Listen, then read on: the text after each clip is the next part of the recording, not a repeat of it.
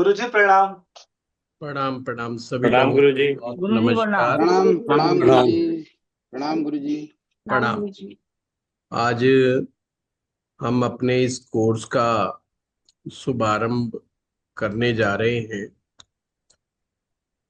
कि एक unique style course है, जैसे मैंने सोचा है।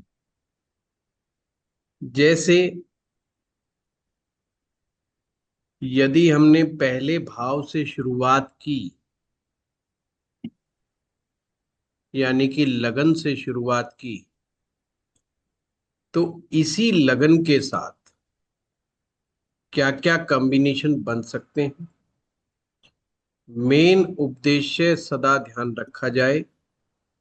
It's an predictive course.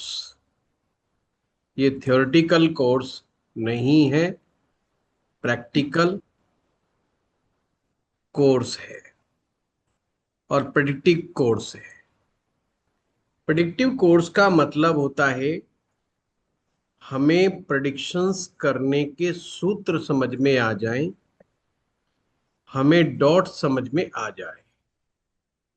अगर मैं लगन करवा रहा हूं तो आरूढ़ लगन भी मैं लगन के साथ ही सिखाऊंगा, बेशक वो स्टेप बाय स्टेप होगा। जो लोग केवल बेसिक ज्योतिष के भी जानकार हैं वो भी सीखने में सक्षम होंगे, बट मैं बेसिक ज्योतिष को बहुत ज्यादा एक्सप्लेन बेशक नहीं करूंगा। मैं जल्दी से जल्दी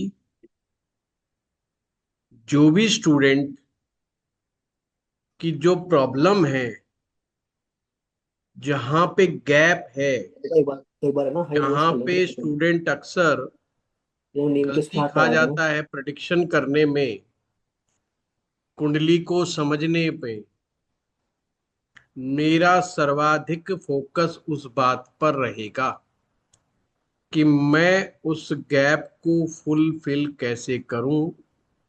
और एक प्रकार से मैं इसको एक इंटरेक्टिव कोर्स बनाना चाह रहा हूं, क्योंकि आप लोग पुराने लोग हैं, कुछ प्रैक्टाइज्ड एस्ट्रोलॉजर हैं हमारे बीच में।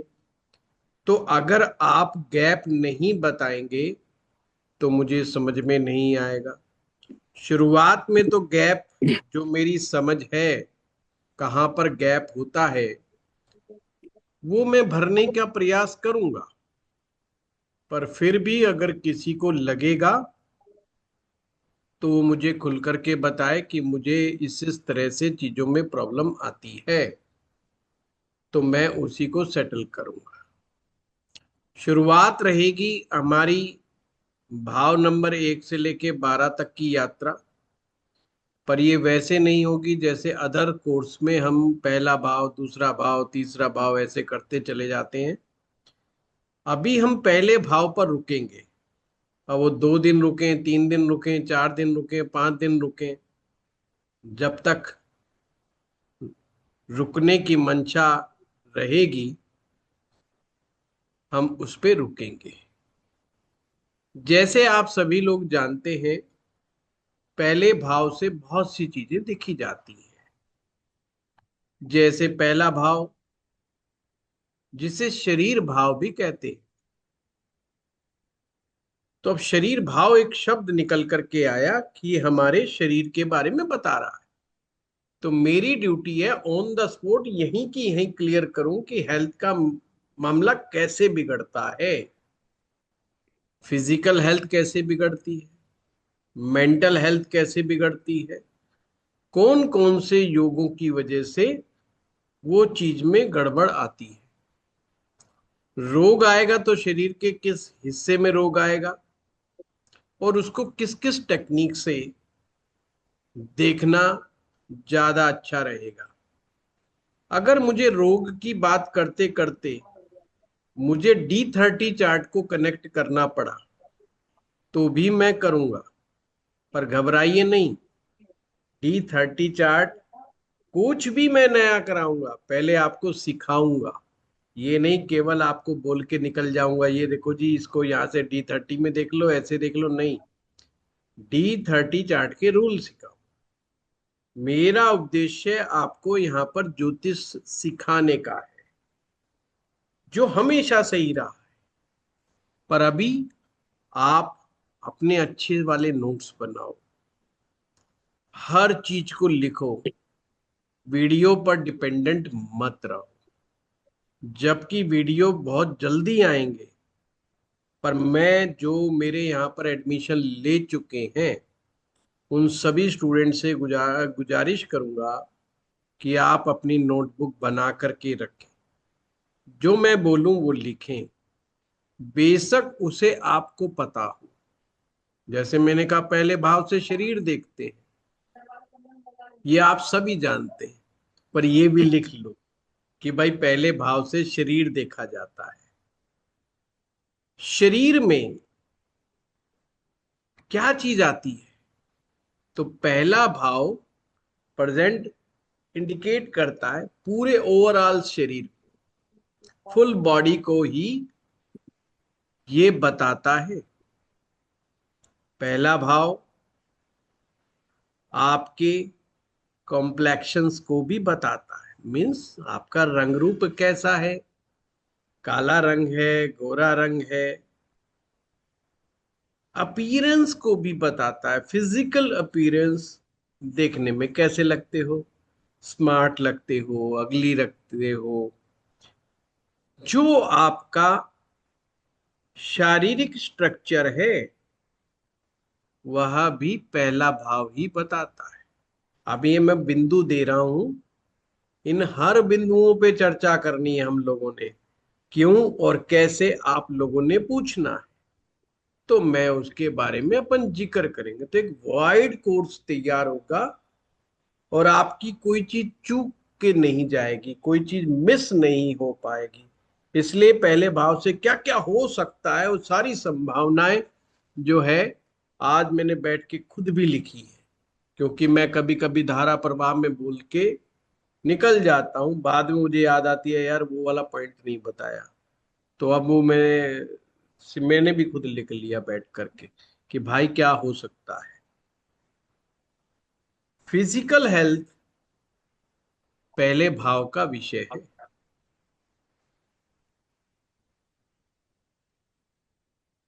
वाइटलिटी आपकी ओवरऑल पर्सनैलिटी, आपका नेचर यानी व्यक्ति का स्वभाव। और ये मैं बात बता दूं, कुंडली का पहला भाव ही किसी व्यक्ति को राजा या रंक बनाने की ताकत रखता है। बहुत सारे लोग कहते हैं भाग्य से ही सब कुछ होता है, पर ये एक भाव है जो भाग्य से भी ज्यादा शक्तिशाली भाव है। अगर ये बिगड़ जाए तो मामला बिगड़ ही जाएगा। कितना बिगड़ जाएगा? पूरी की पूरी लाइफ इसी पर डिपेंड करती है। मैटर ये नहीं कि तुम बीमार हो जाओगे, अभी इसमें आगे चीजें आएंगी, इतनी महत्वपूर्ण चीज है पहले भाव में। अगर किसी व्यक्ति का किसी भी कारण से पहले भाव पर यदि डेंट लग गया और उसने उसे करेक्ट नहीं किया, इस शब्द पे ध्यान देना है, यदि वह नहीं संभला, उसने उस चीज को नजरअंदाज कर दिया, तो मामला पूरी तरह गड़बड़ हो जाएगा। बैठे रहना भाग्य के भरोसे, कुछ नहीं होना। यही भाव है जो राजा से रंक, रंक से राजा बनाने की ताकत रखता है। इसीलिए इसे रंग राजा का सिंहासन भी बोलते हैं।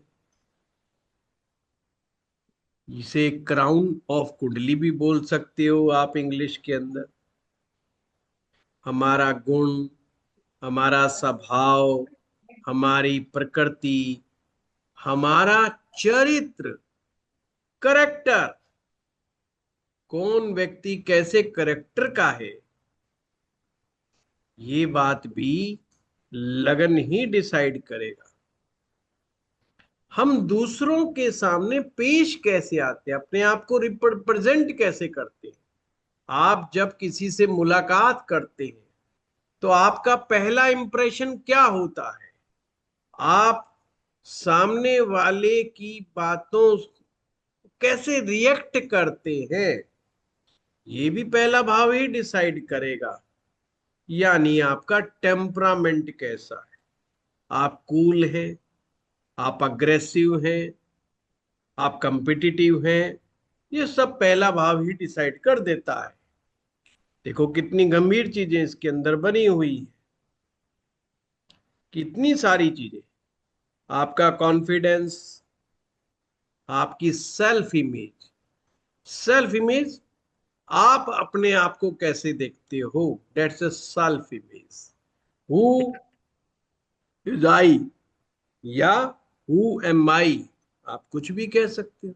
आप अपने बारे में क्या विचार करते हो, क्योंकि दूसरे जो आपके बारे में विचार करते हैं, आप लोगों को कैसे देखते हो मुद्दा नहीं, पूरा वर्ल्ड आपको किस निगाह से देखता है वो तो आरूढ़ लगन से पता चलेगा। इस लगन से तो ये पता चलता है तुम अपने बारे में क्या सोचते हो। तुम अपने अंदर कॉन्फिडेंस महसूस करते हो, करेज महसूस करते हो कि नहीं करते हो, एक्शन ओरिएंटेड कितने हो कितने नहीं। मीन्स एक प्रकार से पर्सनल आइडेंटिटी की बात हो रही है, जो सिर्फ आप जानते हो, जो सिर्फ आप अपने आप के बारे में मान के बैठे हो। जैसे जब हम इस संसार में आते हैं तो हमें एक आइडेंटिटी मिल जाती है। हम किस देश में पैदा हुए तो देश की आइडेंटिटी, हम किस जाति में किस मजहब में पैदा हुए तो हमें एक मजहब की जाति की आइडेंटिटी मिल गई, किस परिवार में पैदा हुए फैमिली की आइडेंटिटी मिल गई, किस पेरेंट्स के यहाँ पर पैदा हुए पेरेंट्स की आइडेंटिटी मिल गई। ये सारी आइडेंटिटी मिलती चली जाती है, पर्सनल आइडेंटिटी। पर आप जब बड़े होते हो, आप अपने आप को किस कैसे देखते हो। बहुत सारे लोग अपने आप को मूर्ख समझते हैं, कुछ लोग बहुत चालाक समझते हैं, कुछ लोग बहुत होशियार समझते हैं, और उनको लगता है कि यार मैं तो हर काम कर सकता हूँ। कुछ को लगता है मैं कुछ भी नहीं कर सकता, मुझसे कुछ ठीक होता ही नहीं है। ये सारे विचार, ये सारे ख्याल, ये लगन ही तो पैदा कर रहा है। यानी लगन पर निगाह बना लगा के रखना चाहिए। सभी तरह के प्रयास लगन पे लगा दो। मैं कहता हूं आप अपने जीवन की सारी पूंजी अगर आपको लुटानी पड़े तो सिर्फ कुंडली के 12 भाव में से सिर्फ लगन पर लुटा दो। आप कभी भी घाटे का सौदा नहीं करोगे। लगन को आप जितना ज्यादा दोगे, लगन उससे 10 टाइम्स 100 टाइम्स 1000 टाइम्स आपको लौटाने की क्षमता रखता है। वर्क ऑन योर सेल्फ, आपको अपने ऊपर ही इन्वेस्ट करना है। पर इन्वेस्ट क्यों करोगे, हम उसी चीज पर केवल इन्वेस्ट करते हैं जिस इन्वेस्टमेंट में हमें केवल फायदा हो। हमें उसके बेनिफिट्स तो पता चले कि भाई ये बेनिफिट्स हैं तो हम कुछ करें। इसके बहुत सारे बेनिफिट्स क्या है, इसमें आता है ब्रेन, आपकी बुद्धि, हेड, आपका माथा, आपकी बुद्धि। ब्रेन जब शब्द आया तो मामला कुछ और बन गया। हम सभी लोग बुद्धि के सहारे ही जीवन यापन करते हैं। वो बात अलग है कि हम मन की भी सुनते रहते हैं, पर अक्सर बाहरी वर्ल्ड में यानी बाहरी दुनिया में जब भी हम किसी प्रकार का प्रदर्शन करते हैं तो हम बुद्धि का ही प्रयोग करते हैं।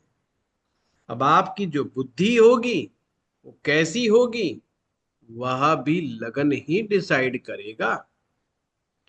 एक प्रकार से ये हमारे थॉट्स क्रिएट करने का मेन हाउस है। यहीं से माइंडसेट डेवलप होता है। माइंडसेट लाइफ की ग्रोथ के लिए सर्वाधिक महत्वपूर्ण चीज है। जो लोग माइंडसेट को समझते हैं वो जीवन में ग्रोथ कर जाएंगे। माइंडसेट ही किसी को गरीब या अमीर बनाता है। हम अक्सर कंप्लेंट करते हैं कि हम अमीर नहीं हैं। अमीर नहीं है मतलब माइंडसेट का प्रॉब्लम है। माइंडसेट पे काम नहीं करोगे, गरीब ही रहना पड़ेगा। कोई मंत्र कर लो, कोई यंत्र कर लो, कोई रत्न धारण कर लो, जब तक माइंडसेट को नहीं ठीक ढंग से समझोगे, जब तक बात नहीं बनेगी। माइंडसेट भी दो प्रकार का होता है, एक है पॉजिटिव और एक है नेगेटिव। पॉजिटिव माइंडसेट हमेशा ग्रोथ ही देता है, हमेशा अमीर ही बनाता है। परंतु नेगेटिव माइंडसेट हमेशा गरीब ही बनाता है और जीवन में किसी भी प्रकार के सेटिस्फैक्शन को अचीव नहीं होने देता। आपकी समाज में क्या रेपुटेशन बनी होगी, सोशल रेपुटेशन। मैंने केवल रेपुटेशन की बात नहीं करी, मैंने कहा सोशल रेपुटेशन। ये भी लगन से ही पता चलती है। एक तरह से फर्स्ट हाउस हमारे लाइफ पाथ को ही डिसाइड करता है। हम खुश किस लेवल पर जाकर के हो सकते हैं, मीन्स लेवल ऑफ हैप्पीनेस। बिना फर्स्ट हाउस के सहारे हम नहीं उस लेवल को अचीव कर सकते। अगर फर्स्ट हाउस में प्रॉब्लम हो, जीवन में कितनी भी खुशियां आपके आ जाएं, आप उन खुशियों का एक लेवल पर जाकर के महसूस ही नहीं कर पाओगे। ये ताकत है लगन की। लगन एक इकलौता ऐसा हाउस है जिसका इंटरफेयर प्रत्येक भाव के साथ है।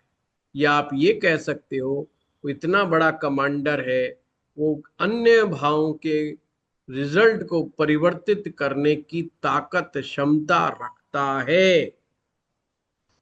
डिसीजन मेकिंग तो पहले भाव से ही होती है। आप कहेंगे कुछ चीजें आप गुरुजी ऐसी बता रहे हो जो हमने तो अभी तक सुनी थी कि दूसरे भावों से आती हैं, परंतु आपको अंदर राज की बात बता रहा हूं। मूल सोर्स यही है।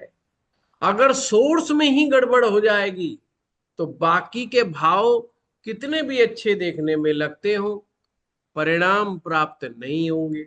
इसलिए कई बार हमें कुछ भाव बहुत अच्छे लगते हैं परंतु रिजल्ट्स नहीं आता, क्योंकि हम नजरअंदाज कर देते हैं फर्स्ट हाउस को। फॉर एग्जाम्पल, हम शादी देख रहे हैं, शादी का रिलेशनशिप देख रहे हैं। शादी हो गई किसी व्यक्ति की, हाँ वो सामने वाला प्रॉब्लम लेके आया कि पति पत्नी की नहीं बन रही है। अब हमारा सीधा सारा ध्यान सप्तम भाव पे चला जाता है। अगर आपने ज्यादा पढ़ लिया तो 12वें भाव पे चले जाओगे, और ज्यादा पढ़ लिया तो दूसरे भाव पे चले जाओगे, और ज्यादा पढ़ लिया तो आप पंचम भाव पे चले जाओगे। परंतु आप मूल पर नहीं पहुंच पा रहे हो। उसकी समस्या की जड़ कहां पर छिपी हुई है, न पंचम में, न सप्तम में, न द्वादश में, न द्वितीय भाव में। वहां प्रॉब्लम नहीं दिखाई देगी आपको। असली मूल की समस्या जो है वो समस्या आपके लगन में है। फर्स्ट हाउस की जो समस्या होती है वो धन की समस्या पैदा कर सकती है। मैं फिर से क्लियर कर रहा हूं, लगन अगर गड़बड़ हुआ धन की समस्या पैदा करेगा, पारिवारिक रिलेशनशिप की समस्या पैदा करेगा, वाणी में दोष पैदा कर देगा, आपको सही सही चीजों को समझने ही नहीं देगा, हैप्पीनेस में प्रॉब्लम देगा, मेंटल पीस में प्रॉब्लम देगा, लव में, प्रेम में, प्रेम को ही नहीं समझ पाओगे, प्रेम क्या है क्या नहीं है इस चीज में कंफ्यूज रहोगे, आप अपने एनिमी को नहीं समझ पाओगे, आपको शत्रु बोध सही ढंग से नहीं हो पाएगा, आप अपने रिलेशन को नहीं बचा पाएंगे या रिलेशनशिप में परेशान रहेंगे, आप रिसर्च ढंग से नहीं कर सकते हो, आप ढंग से धर्म को नहीं समझ सकते हो, आप वेदांग नॉलेज नहीं गेन कर सकते हो, आप ज्योतिष जैसे विषय को सही ढंग से नहीं समझ सकते हो। अरे वाह, ये क्या था? अभी तो गुरुजी आपने पढ़ाया हमेशा कि अष्टम भाव ज्योतिष का विषय अष्टम भाव से, पर यस, डेट्स मूल सोर्स। लगन, लगन अगर गड़बड़ है तो आप ज्योतिष जैसे विषय को ढंग से नहीं समझ पाएंगे, और जब आप समझ ही नहीं पाएंगे तो आपको उद्देश्य भी नहीं मालूम लगेगा, और जब आपको उद्देश्य ठीक ढंग से नहीं मालूम होगा तो आप इस विषय को सही ढंग से एंजॉय भी नहीं कर पाओगे। ये वो भाव है जो इनिशिएटिव लेने की बात करता है, ये वो भाव है जो कर्म को समझने की ताकत देता है, यानी 10th हाउस इज कर्म। वो कौन सा कर्म ठीक है कौन सा नहीं ठीक है, क्या करूं क्या ना करूं, कमांडर साहब बैठे हैं लगन के ऊपर। लगन इज योर कमांडर। अगर वो जैसा जिस चीज को समझेगा, बाकी के 11 भावों को वो जैसा समझना चाहेगा वैसा ही पिक्चर आपको दिखाएगा। अगर पहला भाव डिस्टर्ब है तो आपको हर हाउस की पिक्चर डिस्टर्ब पिक्चर दिखाई देगी, आप अपने अदर हाउसेस का फायदा नहीं ले पाएंगे उनसे जो आप फायदा ले सकते हो, बेशक देखने में वो भाव कितने मर्जी पुष्ट नजर आए। 11वां भाव लाभ का भाव है, आप सभी जानते हो, पर फिर अगेन लगन। अगर आप नहीं समझ पाते मुझे कब, किस समय, कितना लाभ चाहिए, कितना लाभ मेरे लिए सुफिशिएंट है, आवश्यकता से अधिक लाभ कमाने के चक्कर में लग गए तो भी समस्या हो जाएगी, कम कमाने के चक्कर में लग गए तो भी समस्या हो जाएगी। ये भाव समस्या खड़ी कर सकता है, बहुत बड़ी लगन की समस्या। आज हम समझेंगे लगन डिस्टर्ब कैसे होता है कैसे नहीं होता है, उसके विषय में भी बातचीत करेंगे हम लोग। 12वां भाव खर्चे का होता है, बस जिनका लगन डिस्टर्ब होता है ये 12वां भाव कंट्रोल में नहीं होता है, वो खर्चे पे खर्चा करवा देता है। फिर हम कहते रहते हैं क्या करें, पैसा हाथ का मैल है। ये कौन समझा रहा है? ये लगन ही समझा रहा है कि हाँ पैसा हाथ का मैल है। पैसे की समझ जब तक हमारे अंदर नहीं होगी हम धनवान भी नहीं बन सकते। तो बहुत एक से बढ़कर के एक सूत्रों को हमने पिरोते हुए चलना है। अब ये ओवरऑल क्या आ गया, ये सारा का सारा आ गया फर्स्ट हाउस से। फर्स्ट हाउस से आप जब अपनी जिंदगी में अपने पैसे से, अपनी कमाई से जो पहला मकान बनाते हो, कौन सा मकान, ईंट पे ईंट रख करके बनाया हुआ अपना पहला मकान, पहली कमाई का पहला मकान, ये भी पहले भाव से ही पता चलता है। आपके घर की चार दीवारी, ये भी पहला भाव ही है। आपकी चार दीवारी ऊट पटांग है, आपकी चार दीवारी टूटी फूटी पड़ी है, बस तो पहला भाव के साथ भी दिक्कत है ही है। तो ये बड़ा ध्यान में रखने वाला है।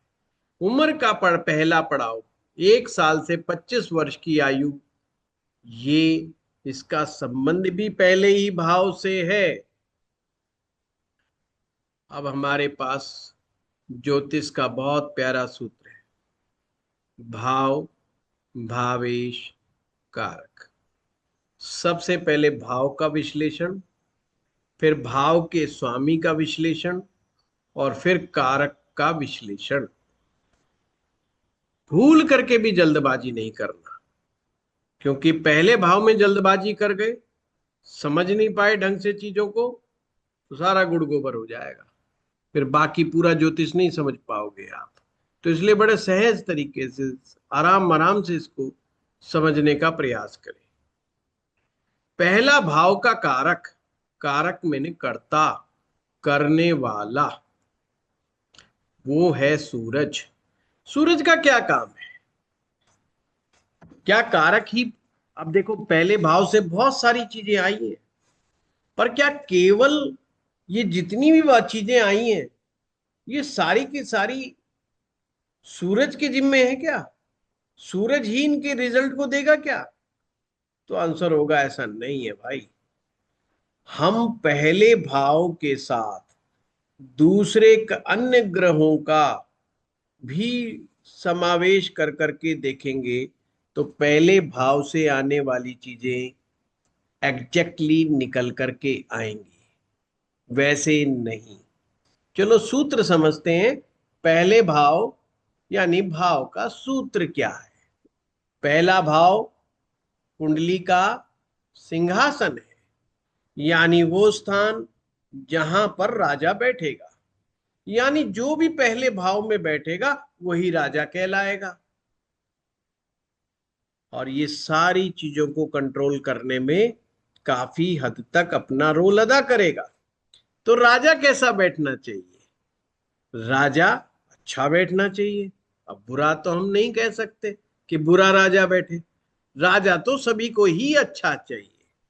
तो ज्योतिष में कहा गया है शुभ ग्रह,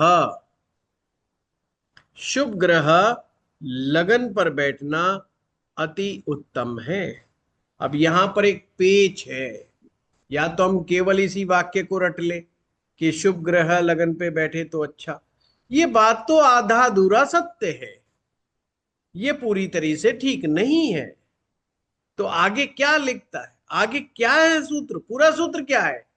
पूरा सूत्र है शुभ ग्रह लगन के अनुसार वह लगन में बैठने चाहिए, यानी आपका जो भी लगन है उस लगन के अनुसार उसमें जो शुभ ग्रह है वो बैठना ज्यादा अच्छा माना गया। मैं एक एग्जांपल देता हूं, जैसे मेष लगन।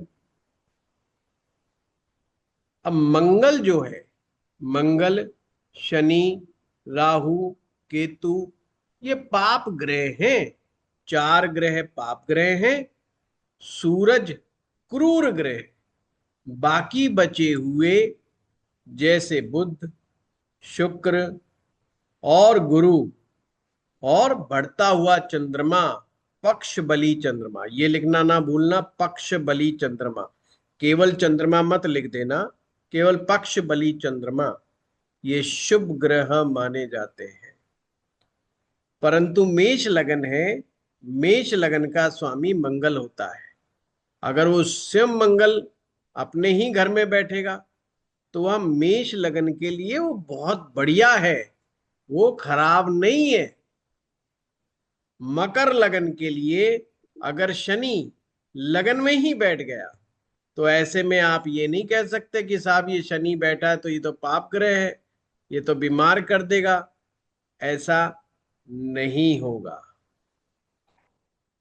शुभ ग्रह लगन के अनुसार जो शुभ हो, वो अगर लगन स्थित पे बैठा होगा, फर्स्ट हाउस में बैठा होगा, तो जितनी बातें मैंने बताई हैं वह ग्रह उनको सपोर्ट करेगा, मदद करेगा।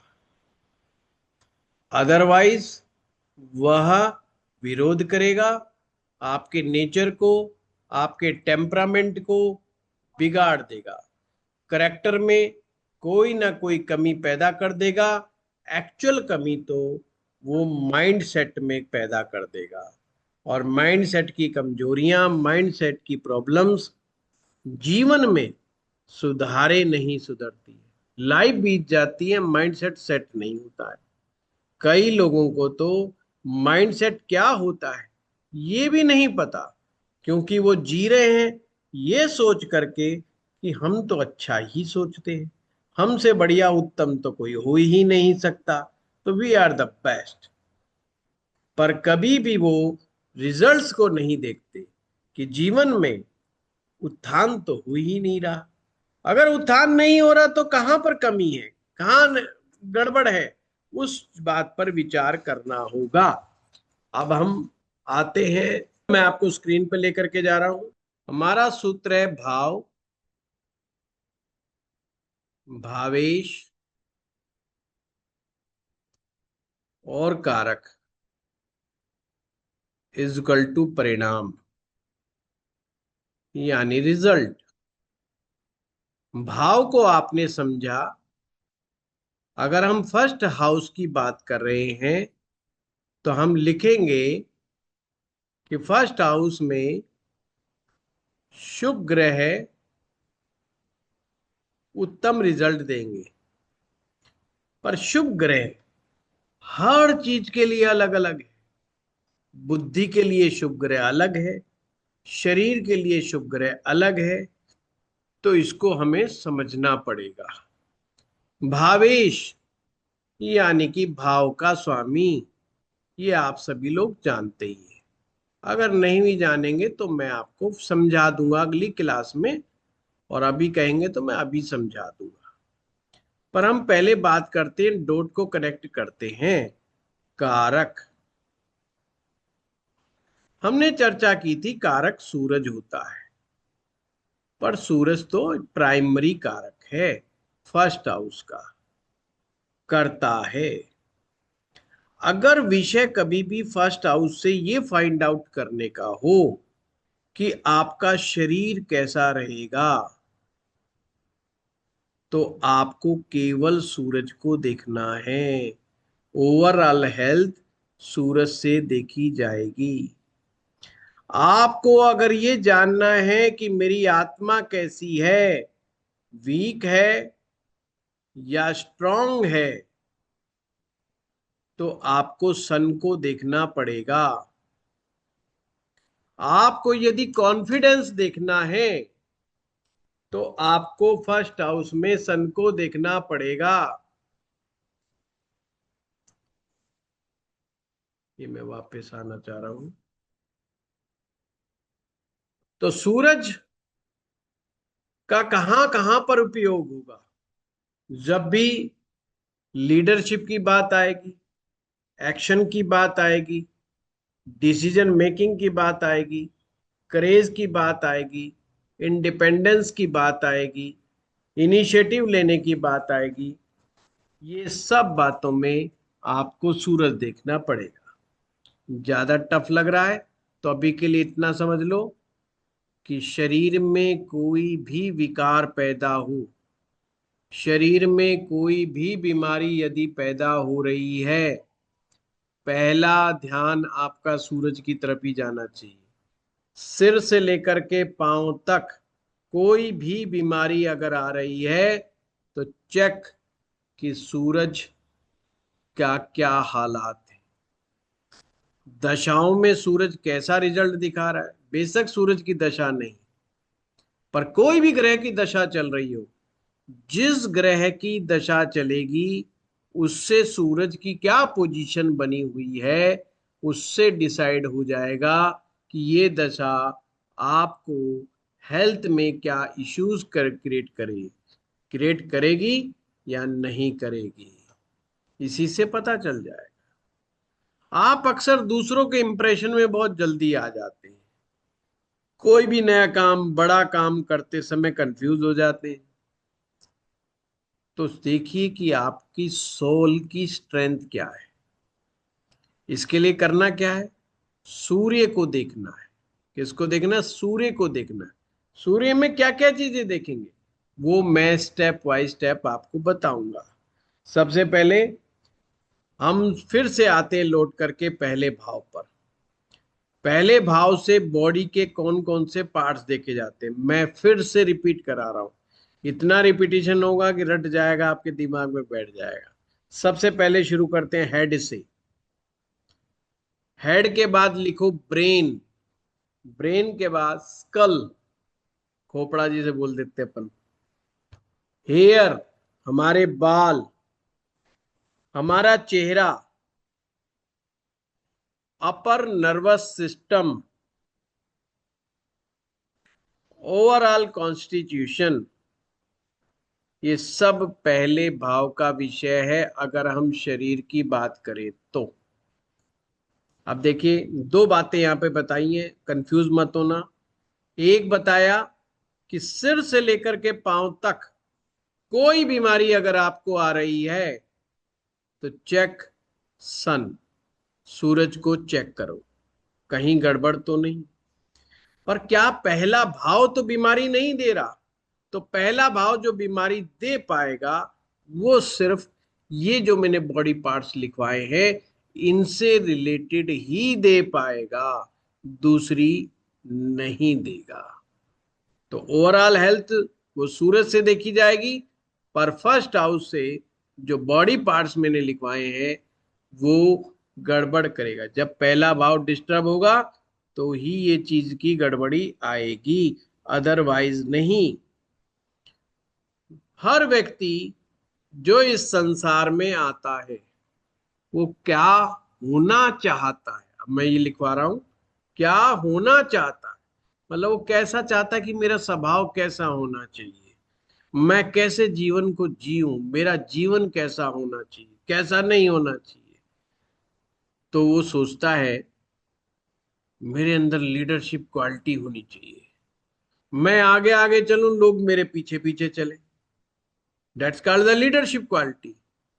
मेरी डिसीजन मेकिंग बहुत स्ट्रांग होनी चाहिए, मैं बहुत साहसी होना चाहिए, लीडर, साहसी, एक्शन ओरिएंटेड, मुझे किसी का इंतजार ना करना पड़े, मैं किसी से पूछना ना पड़े मुझे कि भाई मैं ये काम करूं मैं ये काम ना करूं, मतलब इंडिपेंडेंस।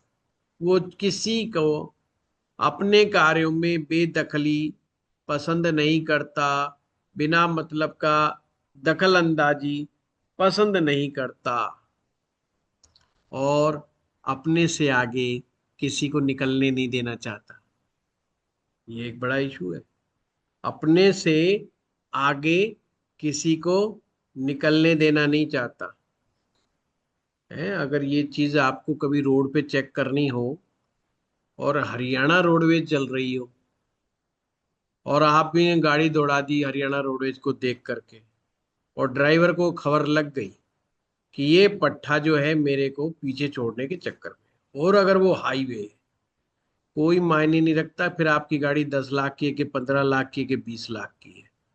हाँ, बस वो जहाज बढ़ा देगा उसका एकदम से, है कंपिटिटिव ब्रेन। मुझसे किसी ने पूछा भाई तुम हरियाणा के हो, तुम ऐसे क्यों होते हो?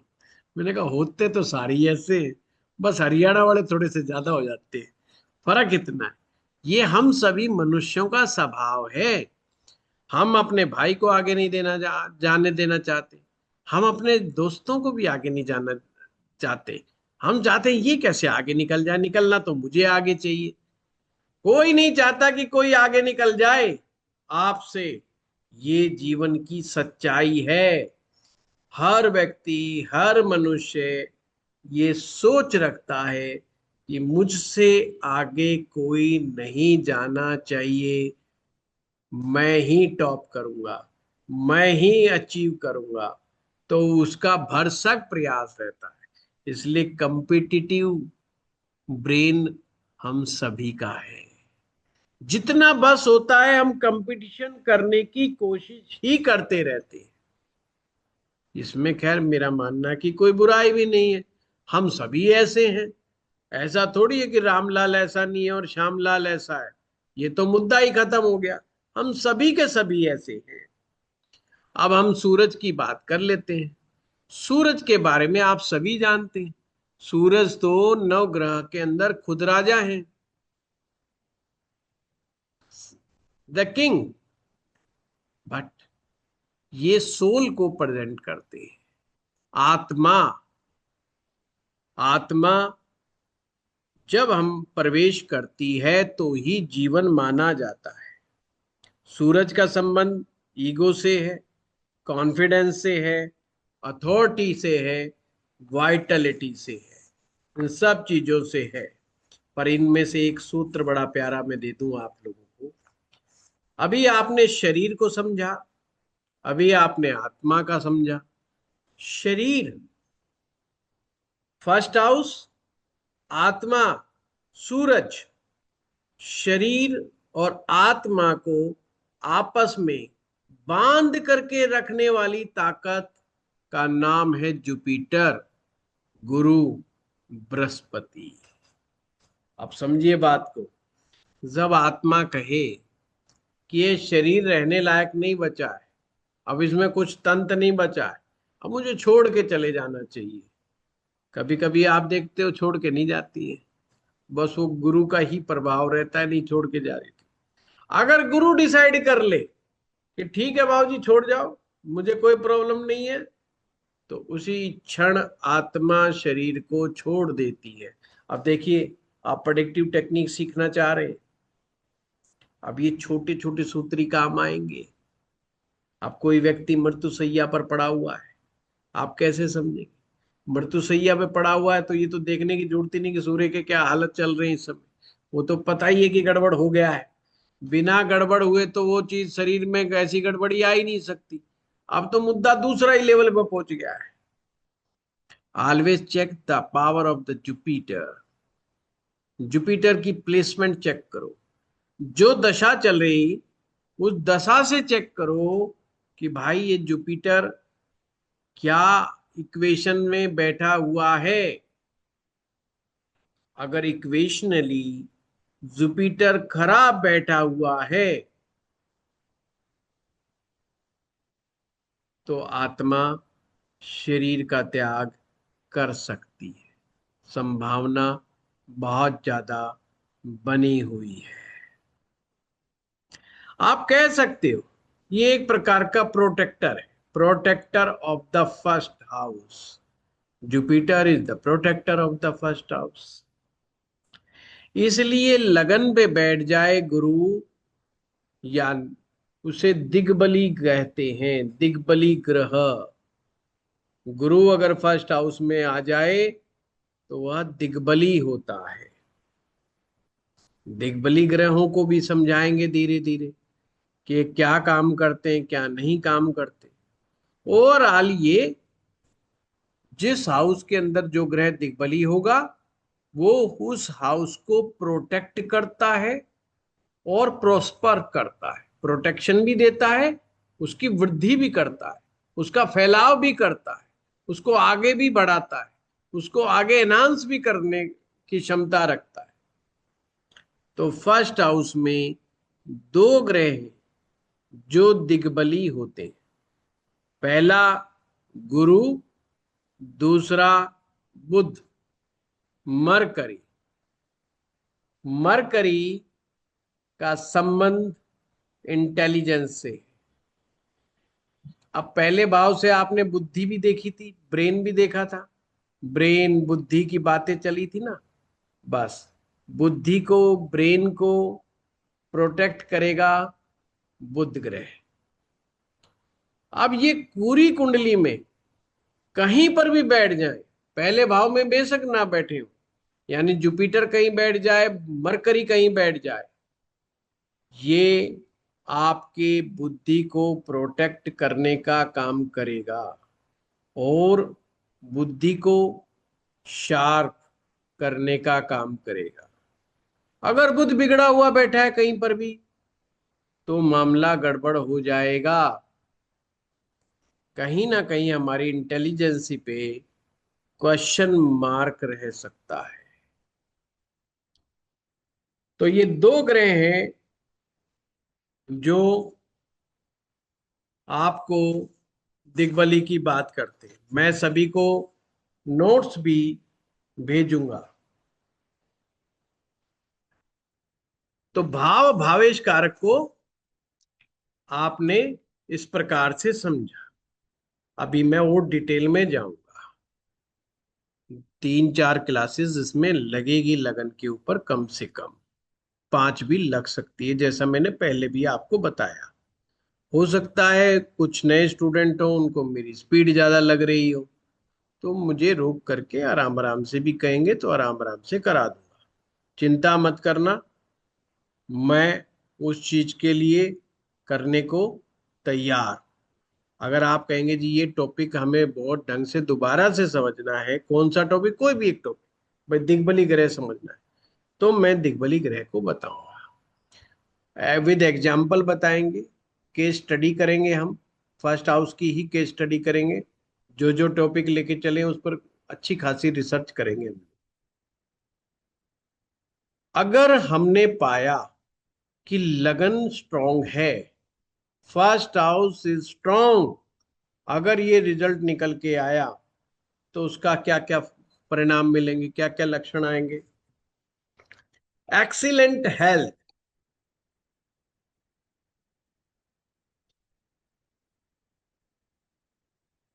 लॉन्ग लाइफ,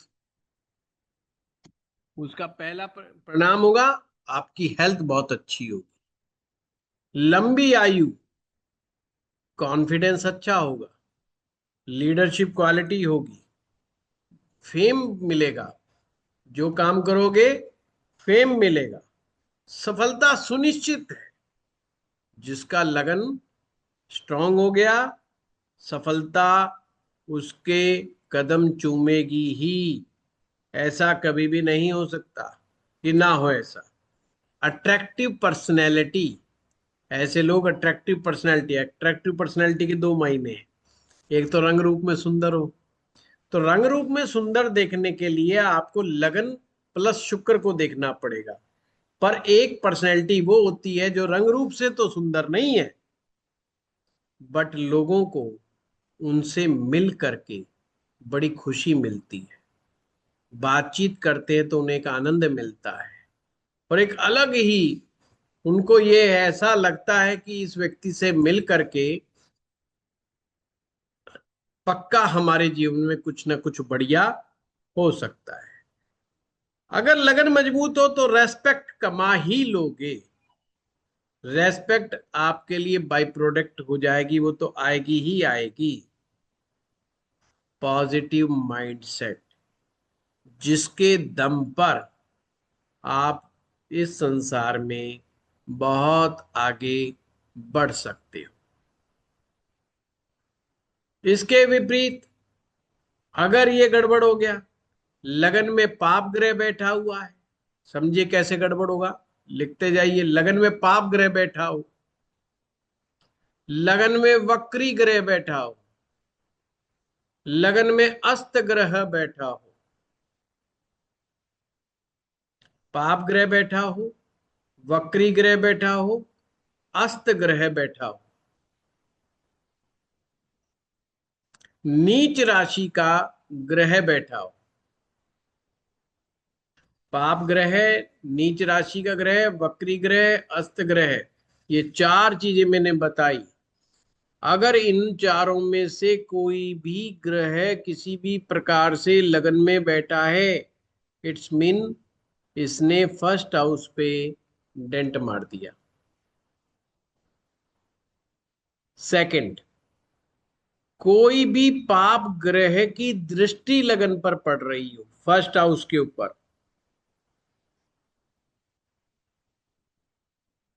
यहां पर दृष्टि की जब हम बात करेंगे तो नेचुरल मैलेफिक ग्रह की बात करेंगे। ये सूत्र बड़ा ध्यान से समझना, नेचुरल मैलेफिक। जब मैंने लगन पे बैठने हुए ग्रह की बात करी थी तो मैंने कहा था लगन के अनुसार शुभ या अशुभ देखना है, पर जब दृष्टि की बात करेंगे, दृष्टि में ध्यान रहे हमेशा नेचुरल मैलेफिक या नेचुरल बेनिफिक प्लेनेट ही देखा जाएगा। जैसे मान लो लगन पे शनि की दृष्टि पड़ गई, बेशक शनि योगाकारी क्यों ना हो, पर लगन पे दृष्टि पड़ गई, लगन को डेंट लगेगा। राहु का असर आ गया, लगन को डेंट पड़ेगा। लगन को डेंट अगर पड़ा, इसके स्टेप बना लेना कि मैंने आज ये बताया, ये सब आप क्लास के बाद लिखिएगा, मुझे व्हाट्सएप पे भेजिएगा भी कौन से ऐसे चार चीजें हैं जो लगन को डिस्टर्ब कर सकते हैं। नीच ग्रह, पाप ग्रह, अस्त ग्रह, वक्री ग्रह, ये चार चीजें हैं जो लगन को डिस्टर्ब कर सकते हैं। फिर पाप ग्रह की दृष्टि, नेचुरल मेलेफिक ग्रह की दृष्टि, और सेकंड हाउस में और 12वें भाव में पाप ग्रहों का बैठना। सेकंड हाउस, 12th हाउस में पाप ग्रहों का बैठना,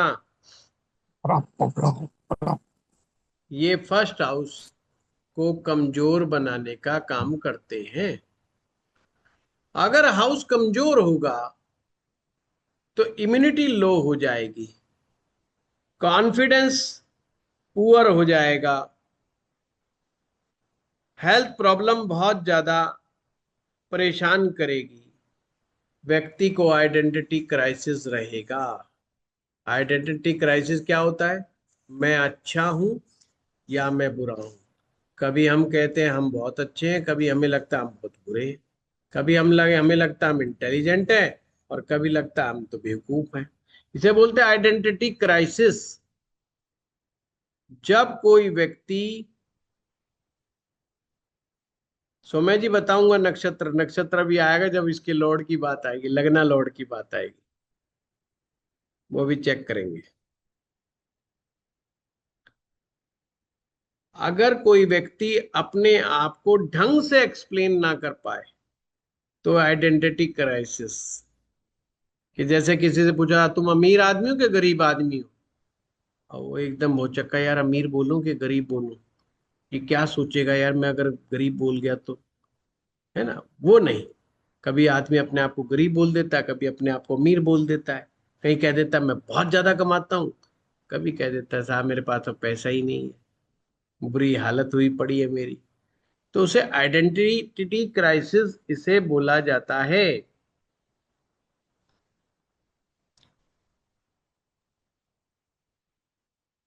तो भाव के प्रोमिस मैंने आपको आज लिखवा दिए। भाव के स्वामी की हम नेक्स्ट टाइम बात करेंगे, इस विषय के ऊपर चर्चा करेंगे। आज एक जरा सी शुरुआत है, मैंने आपको रोड मैप बता दिया है। अगर हम फर्स्ट हाउस की चर्चा कर रहे हैं तो इसकी डिटेल में फर्स्ट हाउस पे ही चर्चा चलेगी। जब तक मैं आपको प्रेडिक्टिव टेक्निक ना सिखा दूं कि फर्स्ट हाउस से रिलेटेड कभी भी तुम्हारे पास कोई भी चैलेंज आ जाए, आप उस चैलेंज को तुरंत ठीक कर सको, तो बात बनेगी। अगर सूरज आपने देखा कुंडली में खराब है, तो आपको सूरज को ठीक करने की जो फार्मूला है वो भी मैं इस क्लास में आपको विद रेमेडीज इसमें साथ के साथ दूंगा। हाँ सुभाष मालवी जी। गुरुजी प्रणाम। जैसे मैंने एक दो केस देखे थे जो जैसे हैंडीक्राफ्ट रहते हैं बाय बर्थ, तो वो वक्री ग्रह से होते हैं। उसके जैसे मैंने एक पत्रिका देखी थी, उसमें तीन तीन ग्रह वक्री थे। केवल एक चीज से नहीं कहा जा सकता, हाँ इतना ही समझा जा सकता है इनिशियल स्टेज पे कि यस, जी। वक्री ग्रह हमारे स्वास्थ्य के लिए बिल्कुल भी अच्छा नहीं होता, खास करके लगन पर आया हुआ वक्री ग्रह। जी जैसे जी। मान लो किसी के कोई भी ग्रह ले लेते, गुरु ही ले लेते, गुरु शुभ ग्रह लगन पर बैठा है, पर अगर वो वक्री है उसको किसी ना किसी रूप में बीमार ही रखेगा। पर ये कह देना कि हैंडीकैप्ट, हैंडीकैप्ट के लिए और योग है। जब उसे अंग भंग कहते हैं, अंग भंग होना, अंग भंग होने के कई तरह के योग बनते हैं। अभी मैं अगले स्टेप पर बताऊंगा कि लग्नेश कैसे कमजोर पड़ेगा। लग्नेश को जब तक हम सही ढंग से नहीं समझ लेंगे तो अंग भंग नहीं समझ पाएंगे। पर हाँ, वक्री ग्रह दिक्कत देता है। जैसे गुरुजी शनि बेटा है, और शनि की एक टेंडेंसी कि वो ईमानदार है, और अगर वक्री हो गए तो क्या बेईमान हो जाएगा वो? शनि कहाँ, किसने कह दिया शनि ईमानदार है? शनि कहाँ ईमानदार है? नहीं नहीं नहीं, ये कब कहा? जैसे बोलते हैं कि वो न्याय का देवता है और हाँ, तो न्याय न्याय करता का है। देवता है। न्याय का करने का मतलब क्या? दो लोग आपस में घुसलात मार करके आ गए, अब उसे न्याय करना है कि किसने कितने घुसे मारे और किसको कितनी सजा देनी है। ये वो न्याय की, उसे न्याय शास्त्र मालूम है। अच्छा। वो न्याय का करने का मतलब इक्वलिटी को वो सामने रखेगा। वो ऐसा नहीं कि किसी को बायस होकर के कुछ भी कह के कर देगा। वो एक अलग चीज। शनि हमें छिपी हुई चालाकियां देता है। छिपी हुई चालाकियां देता है। जैसे एक बाबा जी थे। बाबा जी के लोग चरण पकड़ रहे थे। हरियाणा के दो लोंडे भी खड़े थे। उन्होंने देखा रे बाबा जी की तो बड़ी जय जयकार हो रही है। अब हरियाणा वाले कम्पिटिटिव आदमी बोले ऐसा कैसे, बाबा जी की तो अभी एकदम कर देते हवा टाइट। वो एक चिड़िया का बच्चा पकड़ लाए और हाथ में रख लिया। बोला बाबा जी बताओ, अगर आप सिद्ध पुरुष हो तो ये बता दो, ये बच्चा मरेगा कि जिंदा रहेगा। अब बाबा जी तो फंस गए ना। बाबा जी ने देख लिए, दूसरे हरियाणा के शरारती बालक है। जे तूने कह दिया बच्चे का तो साला मार देगा। बहुत छोटा बच्चा था। और कहा कि जो तू बोलेगा ये उसको उल्टा ही करेगा, जो तू कहेगा उल्टा करेगा। बोला बेटा ऐसा है, बता तो मैं तेरे को दूं, पर अभी मेरा मूड नहीं है। अभी मेरा मूड नहीं है। अगर तू अच्छे बाप की औलाद है तो छोड़ देगा, नहीं इसको मार देगा। अब तू जाने तेरा काम। बाबा जी ने क्या काम करा, छिपी हुई चला के उसने रिजल्ट बताया ही नहीं। उसने उसी के ऊपर दाग दिया कि अगर असली अच्छे बाप की औलाद है तो छोड़ देगा, बेकार बाप की औलाद है तो मार देगा। अब छोरे का गेंद कहाँ है, छोरे के पाले में। न्याय तो किया, यानी चिड़िया के बच्चे को नहीं मरने दिया। चालाकी अपनाई यहाँ पर। ईमानदारी तो ये होनी चाहिए थी कि वो जवाब देते कि मरेगा कि बचेगा। उन्होंने नहीं किया। तो ईमानदारी का मतलब ये नहीं कि जो जैसा है वैसा वैसा। अगर किसी का शनि अच्छा है तो वह उसका प्रयोग, चालाकी का उपयोग कैसे करना है, वो उस चीज को बड़े अच्छे से समझता है। पर शनि की एक हसरत है कि मेरी चालाकी से किसी को नुकसान ना हो। पर स्वभावगत शनि छिपा हुआ चालाक ग्रह। समझ गए बात को। तो ये मत कहना कि वो ईमानदार है, इसलिए तो कहते हैं शनि उद्योगपति बनाता है। अब जो समझदार नहीं होगा उद्योगपति कैसे बन जाएगा। वो लड़क घुलता रहेगा, कहाँ से पार पड़ेगी उसकी। चलिए हाँ, वंदना कुमारी जी।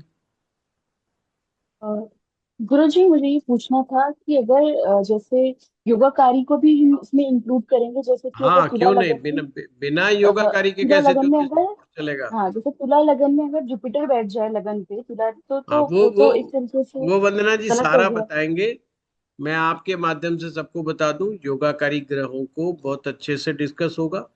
राजयोग कब फलित होंगे, क्यों फलित होंगे, किस कंडीशन में फलित होते हैं राजयोग, क्यों नहीं फलित होते हैं, उन सब कंडीशंस पर चर्चा चलेगी। और बहुत डिटेल के अंदर आप लोगों को समझाया जाएगा कि राजयोग वाली कुंडली जो दिखाई दे रही है फिर भी राजयोग फलित नहीं हो रहा, उसके पीछे का रीजन क्या है। ठीक है। शुक्रिया गुरुजी, थैंक यू। हेमंत जी।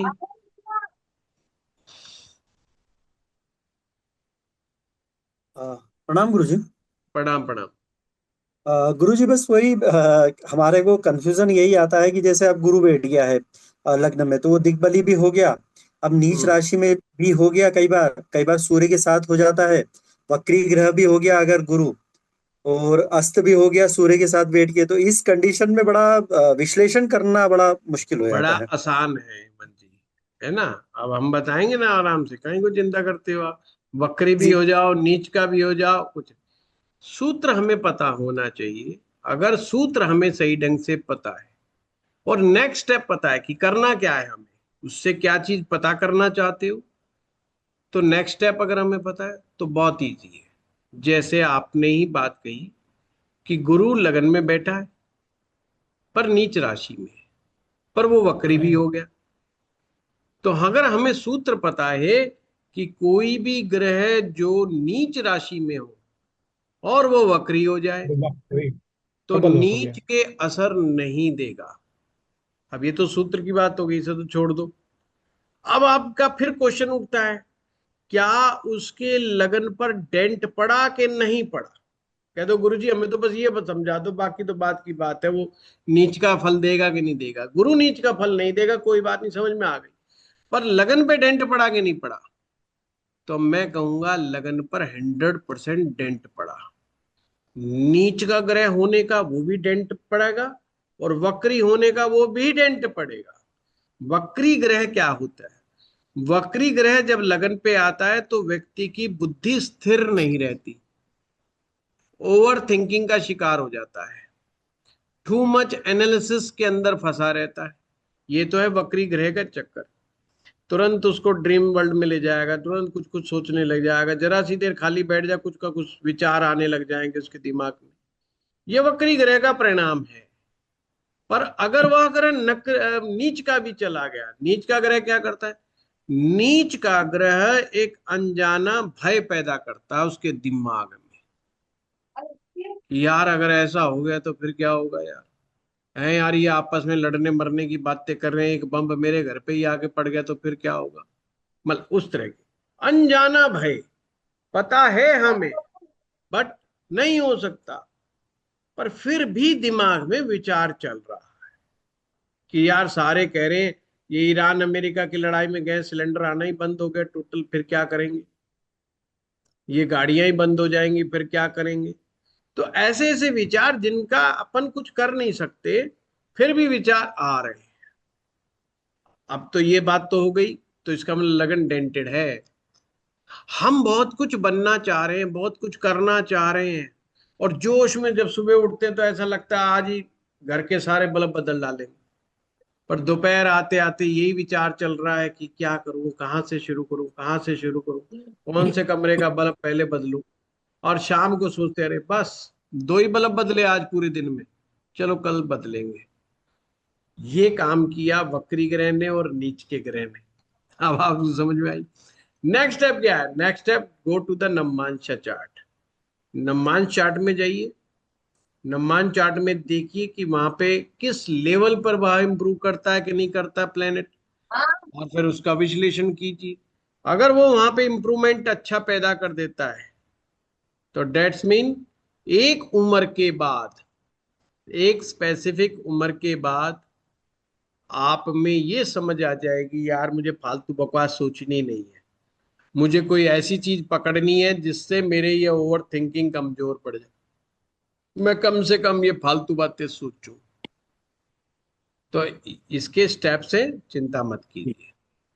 तो इसमें दिग्बल का भी जो है इम्पोर्टेंस आएगा गुरुजी, यानी कुछ दिग्बल सब्सिडाइज करेगा दिग्बल फेल हो जाता है नीच का होते ही, वक्री होते ही। अच्छा अच्छा, दिग्बल ठीक असर ही नहीं करता।